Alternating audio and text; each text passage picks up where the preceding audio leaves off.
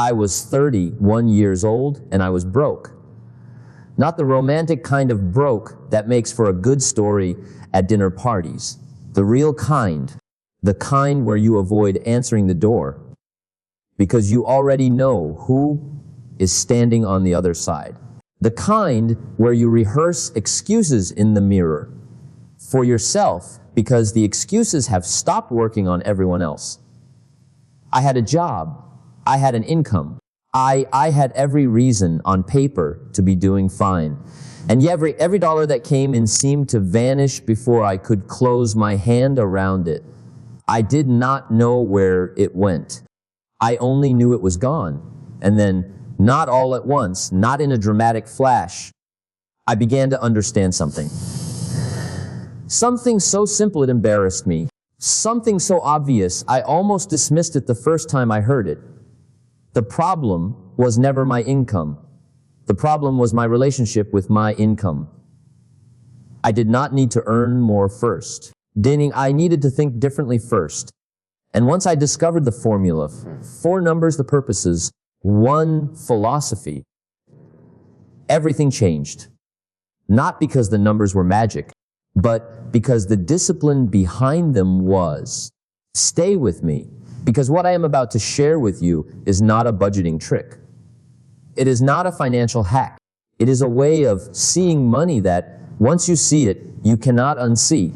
And the part that most people skip, the 4th bucket, the one they call optional, that is the one that changes everything. Let me ask you something. And I want you to be honest with yourself right now. If someone doubled your income tomorrow, if the number on your paycheck simply multiplied by 2, would your financial problems be solved? Most people say yes. Most people are wrong. Here is what I have observed. After decades of studying human behavior and economic outcomes, people who struggle financially at one income level almost always struggle at the next. I give a disorganized person more money, and you do not give them freedom. You give them a larger arena in which to practice their disorganization. The lottery statistics will tell you this. The practitioners of personal finance have observed it for generations. You take a person with no philosophy around money, give them a windfall, and within a few years, sometimes a few months, they are back where they started, or worse. Why? Because the money was never the problem. The thinking was the problem. Here is a distinction I want you to carry with you for the rest of this conversation. There are 2 kinds of people in the world when it comes to money. There are people who manage money, and there are people who are managed by money. The difference is not the amount. The difference is the philosophy. A man who earns $10,000 a month and has no system is a slave to $10,000. A man who earns $2,000 a month and has a clear philosophy is already building something. He is already free in the ways that matter most. I am not asking you to change your income first. I am asking you to change your relationship with what you already have. That is where the formula begins. Not with a raise, not with a promotion, not with a windfall. It begins with what is already in your hand and the decision to treat it with respect. Be honest with yourself right now. Have you been managing your money, or has your money been managing you? Drop your answer in the comments. 1, if money has been running you. 2, if you have a system. I want to know where you are starting from. The formula is this: 70, 10, 10, 10. 70% of your income, whatever that income is, goes toward your living expenses. Your housing, your food, your transportation, your clothing, your utilities, the necessities and the reasonable comforts of a dignified life. 10% goes toward investment, planting seeds that will grow into trees you will one day sit beneath. 10% goes toward savings, a reserve, a wall against the winters of life that will inevitably come, because they always come. And 10% The one most financial voices skip entirely goes toward giving, toward generosity, toward something larger than yourself. Now, I want to address something immediately, because I know what some of you are thinking. You are thinking, I cannot live on 70% of what I make right now. I can barely live on 100%. And to that I say good. Now you understand the problem clearly. If you cannot live on 70% of your income, you have two choices. You can increase your income, or you can decrease your expenses. But you cannot simply ignore the formula and expect a different result. The formula is not the obstacle. The formula is the mirror. Here is what the formula is not. It is not a rigid cage. One day, it is a philosophy expressed in numbers. If you are starting from nothing, you do not begin by dividing perfectly. You begin by beginning. And then you start with 1% to each bucket if that is all you can manage. The discipline of the act matters more in the beginning than the size of the act. A small fire faithfully tended grows into something that warms the whole house. A large fire ignored burns itself out. The formula is not asking you to be perfect. It is asking you to be intentional. And intentional is something you can start being right now, today, with whatever is in your pocket. 70%. The living bucket. Now, I want to be careful here, because this is where people make the first mistake. They hear 70% and they think permission. Permission to spend. Permission to consume. Permission to fill their life with things. That is not what I mean. 70% is not a spending allowance. It is a life design budget. There is a difference, and it is a profound one, between making a living and designing a life. Most people spend their entire careers making a living. They earn, they spend, they earn again. The cycle repeats until they are old and tired and wondering where it all went. Designing a life means you are intentional about what that 70% buys, not just what you need, what you value. Ask yourself this: does your spending reflect your values, or does it reflect your habits? Because those are two very different things. Habits are what you do without thinking. The values are what you would choose if you stopped and thought carefully. Most people's 70%, if they were honest, is almost entirely habit. The subscription they forgot about. The restaurant they go to not because they love it, but because it is familiar. The upgrade they bought because it was available, not because it added genuine richness to their life. I am not here to tell you what to value. That is your work.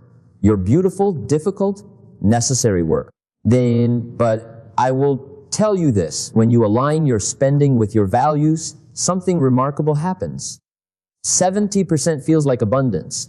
Ending them because you are not spending it. You are investing it in the life you actually want to live. Saying, here is the discipline of the 70%. Every dollar in this bucket should be able to answer the question: does this make my life richer in a way that matters to me? Not richer in the sense of more expensive. Richer in the sense of more meaningful. That is the standard. Hold your spending to it, and 70% becomes more than enough. Now we come to the first 10%, the investment bucket.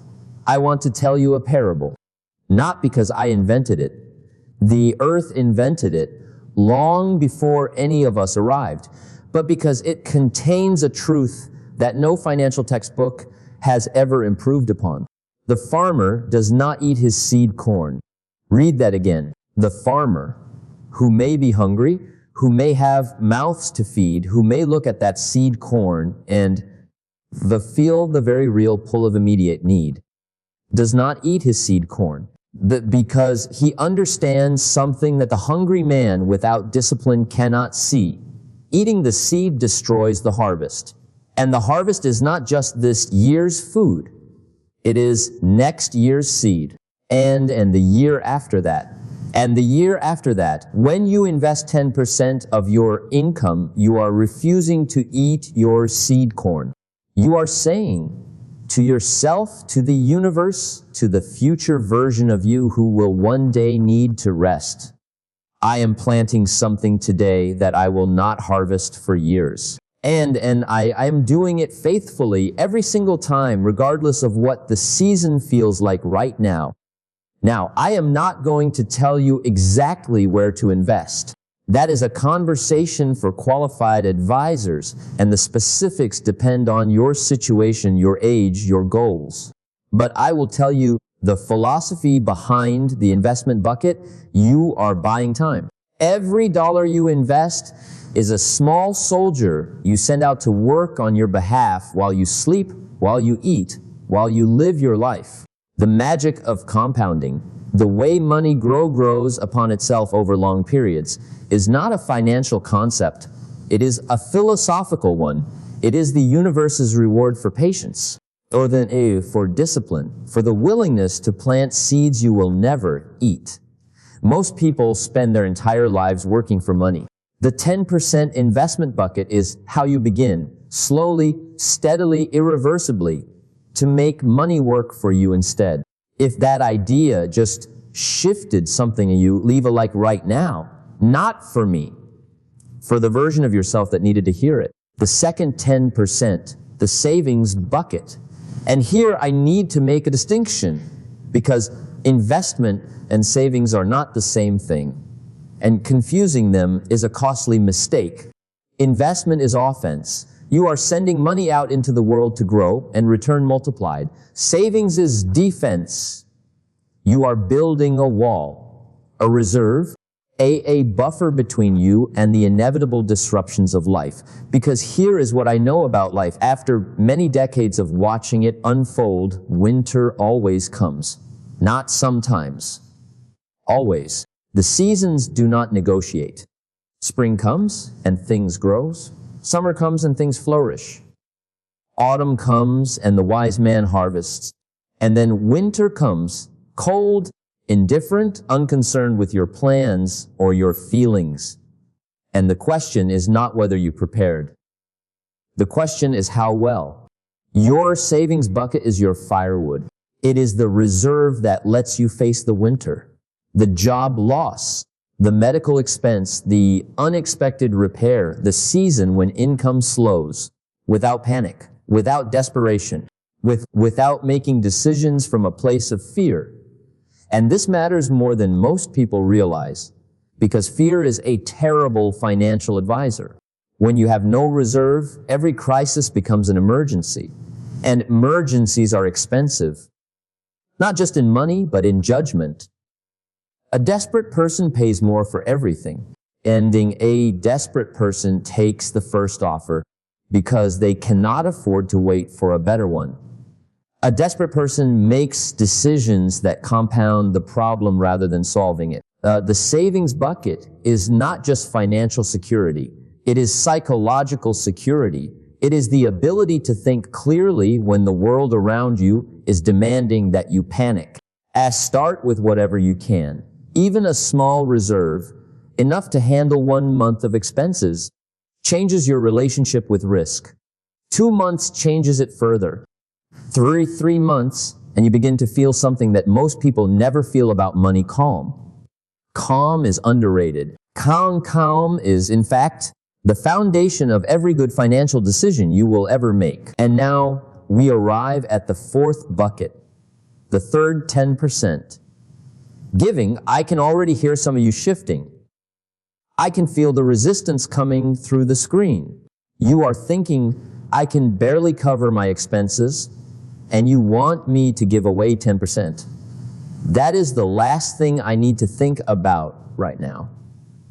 I understand that feeling. I held it myself once, but I want you to stay with me here, because this bucket, the one that every financial spreadsheet marks as optional, being the one that most voices in the money conversation skip entirely or relegate to a footnote. This is the philosophical cornerstone of the entire formula. Not the afterthought, the foundation. Here is what I have observed, not theorized, observed over a lifetime of watching people and their relationship with money. The people who give consistently, even when it is difficult, develop a relationship with money that the non-givers never develop, money loosely. They are not owned by it. They are not afraid of losing it in the way that people who hoard it are afraid, because they have already proven to themselves repeatedly that they can release it and survive. More than survive, thrive. Giving is not charity. Giving is philosophy made practical. It is the physical act of saying, I am not the servant of this money. This money serves me, and through me, it serves others. There is also the habit of giving keeps your attention on abundance rather than scarcity. The giver looks at their income and asks, what can I do with this? The non-giver looks at their income and asks, is this enough? Those are two fundamentally different questions, and they produce two fundamentally different lives. I will say something now that may unsettle you, and I mean it too. If you cannot bring yourself to give 10% or 5% or 1% when you have little, you will not give it when you have much. The habit must be built in the lean seasons, or it will not exist in the abundant ones. The giving bucket is not what you do after you are wealthy. Then it is part of how you become wealthy. In the fullest sense of that word, if what you have heard so far is landing differently than you expected, if this feels less like a budgeting lecture and more like a conversation you needed to have, then I want to invite you to do something simple. Ding subscribe right here, right now. Not because I am asking you to collect channels, but because the formula we just laid out, 70, 10, 10, is only the beginning. The philosophy behind it goes deeper. The application of it is where the real work happens. And that is exactly what we explore week after week in this space. What I am about to share next, the mechanics of how to actually implement this formula when your life is not tidy, when the numbers do not cooperate, when the seasons are hard. That is where most people give up. And that is exactly where we are going. Stay with me. Let me speak to the practical reality now, because philosophy without application is just poetry. Some of you are listening to this formula and thinking 70% for living. I am spending 110% just to stay afloat.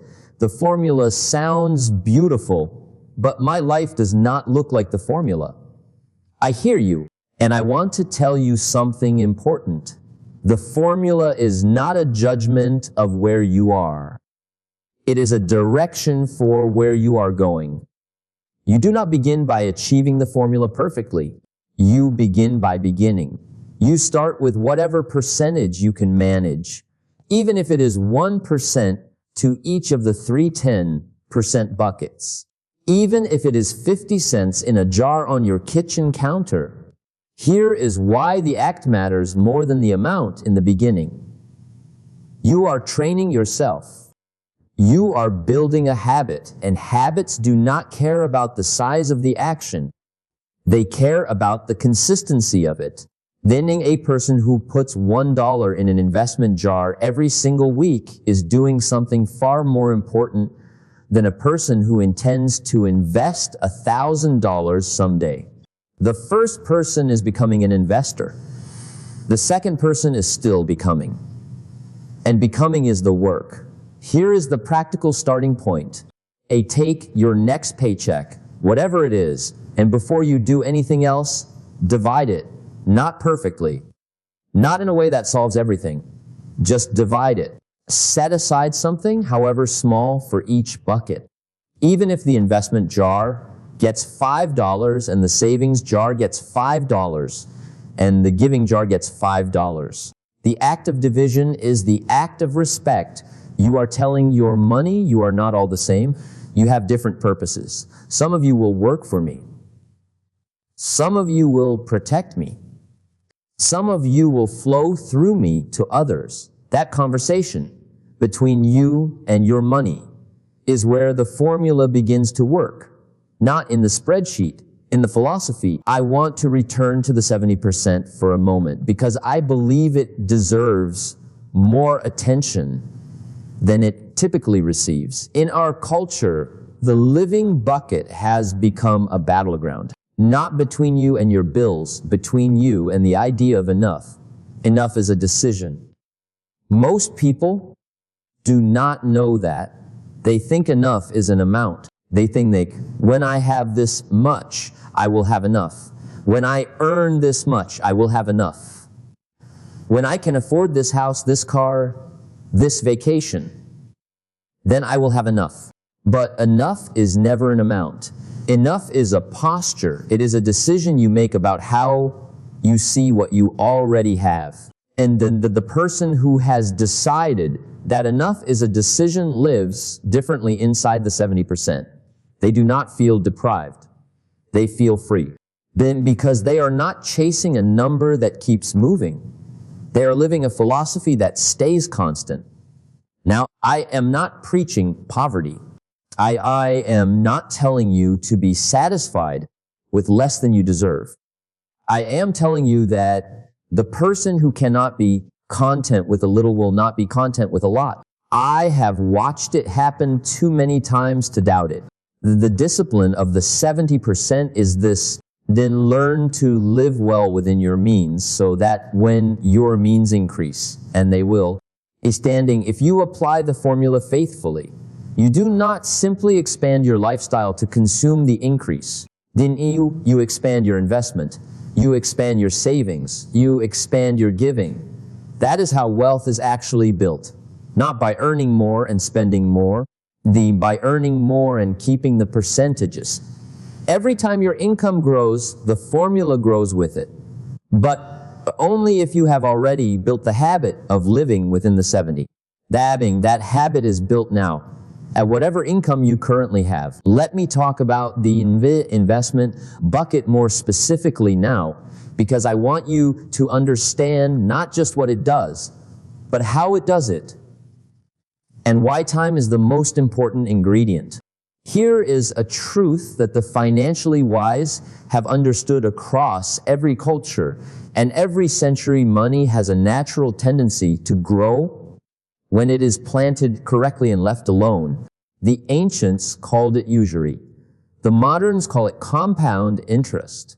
Whatever you call it, the principle is the same. Small amounts consistently invested over long periods of time become large amounts, not because of magic, because of mathematics, and because of patience, which is rarer than mathematics and therefore more valuable. Here is the parable of the first 10 as I see it. Imagine two young men starting out at the same age, earning the same income. The first man says, I will begin investing when I can afford to. When the debts are cleared, when the expenses settle, when things calm down, he waits. He waits 5 years, 20 years. The second man says, I cannot afford to wait. He sets aside 10% from the very first paycheck, however small. He does not touch it. He does not borrow from it. He lets it work. By the time both men reach the age when rest becomes desirable, the difference between them is not 10%. It is not even double. It is a chasm, because the second man's money had decades to compound, and the first man's money had almost none. The lesson is not complicated. The lesson is begin. Begin now. Begin with whatever the 10% of your current income amounts to, even if it seems laughably small.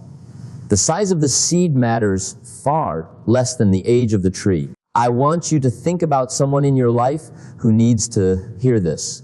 Someone who is waiting for the right time to start.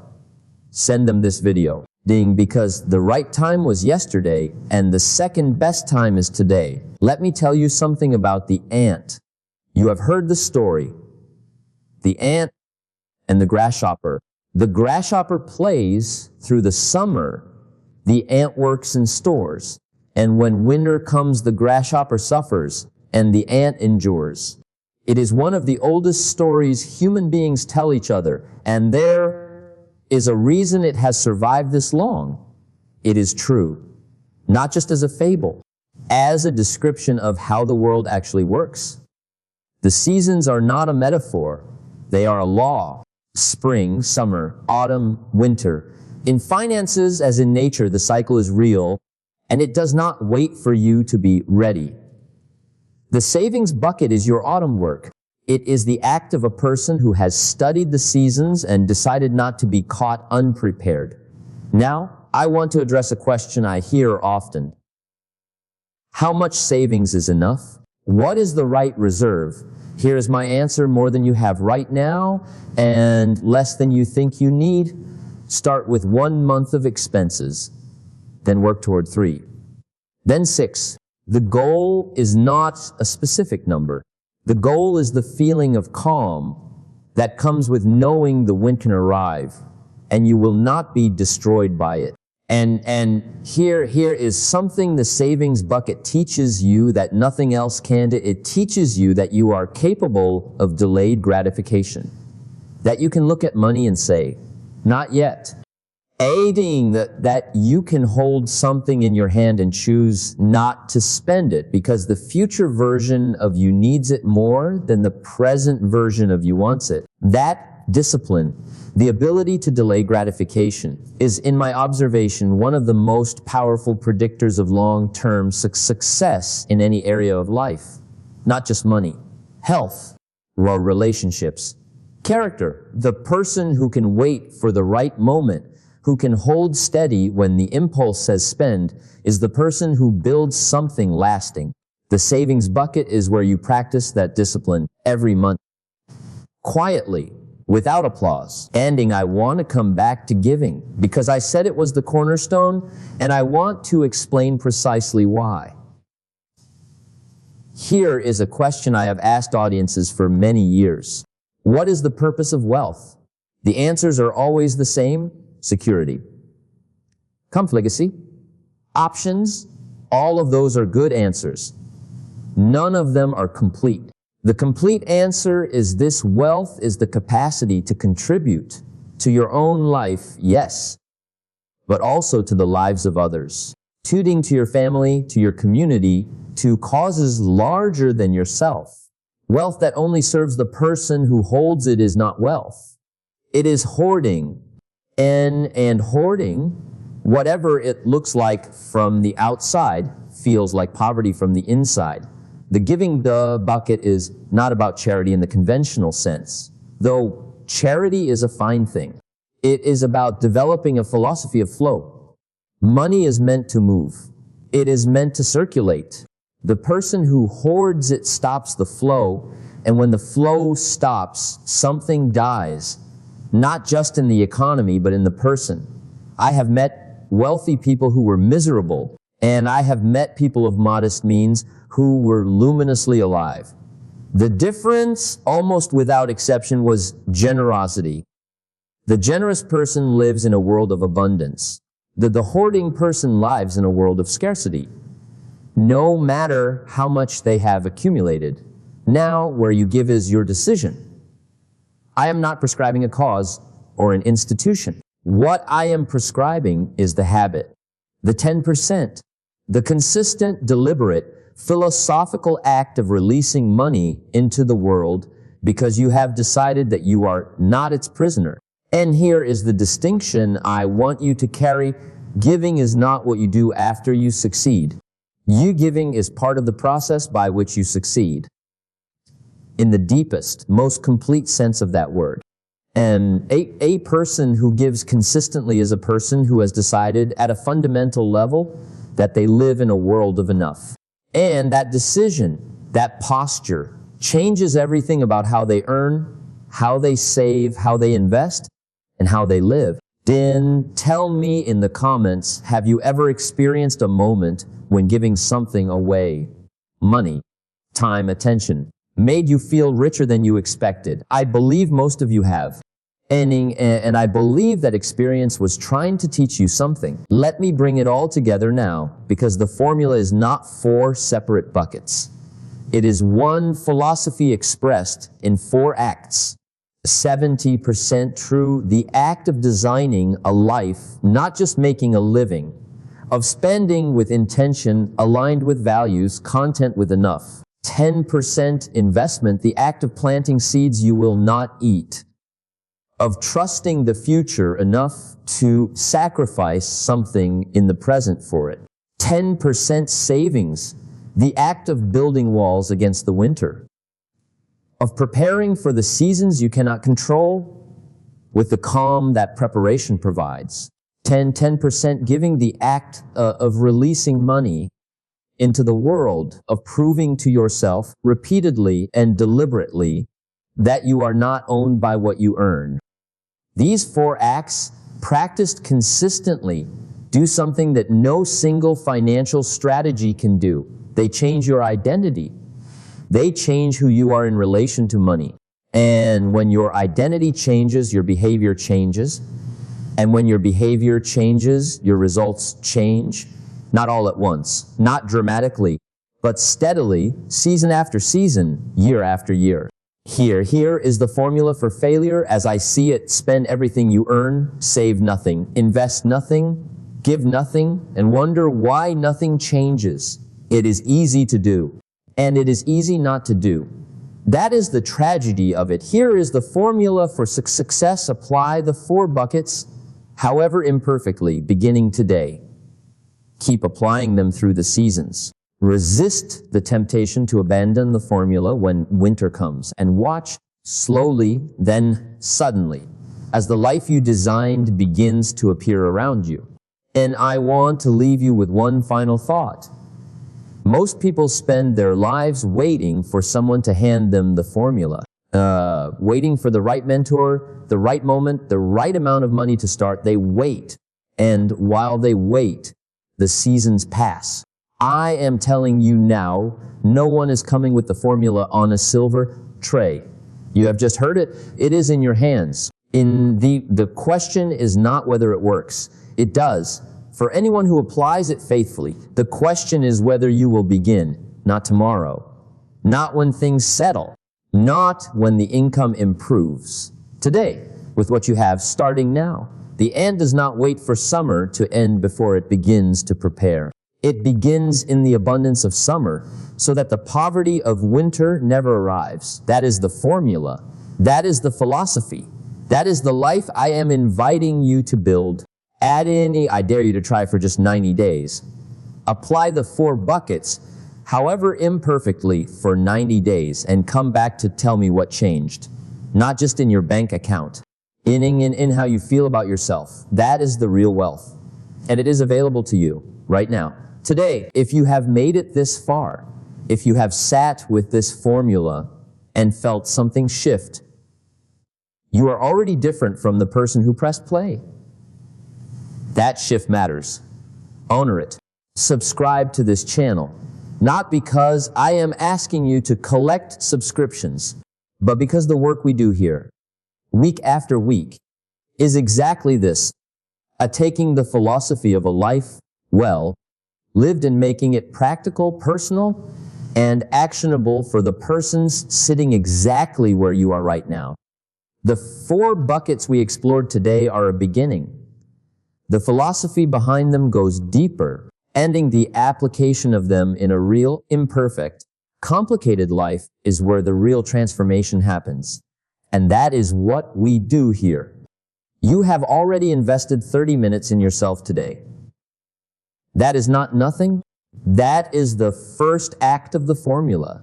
Treating your time with the same respect you are learning to treat your money. Keep going. You came here today knowing quite what this would be. Now you know the formula was never about the numbers. It was always about the person you become by living them. Thanks for watching. The end screen has more in the same world. Did he pick the one that calls to you? Thanks for being here.